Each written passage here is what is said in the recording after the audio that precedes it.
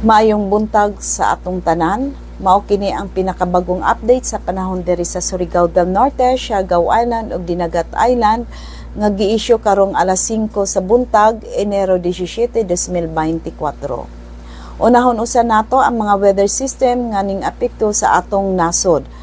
Sa pagkakaron padayong gihapon ang northeast monsoon nga makaapekto sa Luzon ug sa Kabisayan, ug ang shear line makaapekto sab kini sa silangan bahin sa Mindanao. Samtang diri sa dakbayan ug lalawigan sa Surigao del Norte, Siargao Island ug Dinagat Island, diin makasinati og mapanganuron nga kalangitan, inubanan sa katakatag nga pag-ulan, kilat ug pagpanalugdog tungod kini sa shear line.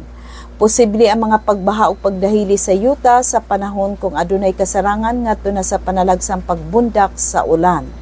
Giabisuhan ang mga katawhan hilabi na sa mga nagpuyo sa mga low-lying areas, prone sa landslide nga mga areas, nga mangandam nga posible sa pagbaha o pagdahili sa yuta tungod sa masinati na mga pag-ulan sulod sa atong komunidad o sa mga upstream or sa ibabaw sa mga bukid sa inyong lugar. Kusog nga hangin ang muhuyop gikan sa amihanang silangan direksyon nga mopusalabi sa atong dapit, ug ang kadagatan sakop niining mga lugar masinati sa mga dagko ang mga balod sa kadagatan nga adunay wave height nga 2.8 ngadto na sa 4.0 meter. Ang sukod sa temperatura diri sa dakbayan ug lalawigan sa Surigao del Norte gikan sa 24.2 ngadto na sa 30.3 antas sentigrado. Ang dagat ning taob kaganihang kaadlawon sa alas 2:08 nga adunay sukod nga 0.9 meter, ug ang ikaduhang pagtaob karong hapon sa alas 4:43 nga adunay sukod nga 0.4 meter.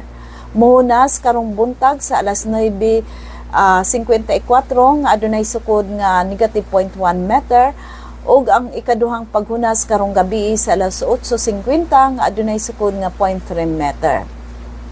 Ug adunay tay gale warning nga giisa diri sa Dinagat Island, Surigao del Norte, apil na ang Siargao ug Bocas Grande Island ug ang Surigao del Sur.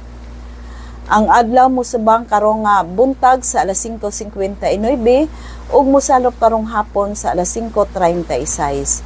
Mao katong latest update sa lakas sa panahon karong adlaw gikan sa Pag-asa Surigao, kini si Francis Simorlan.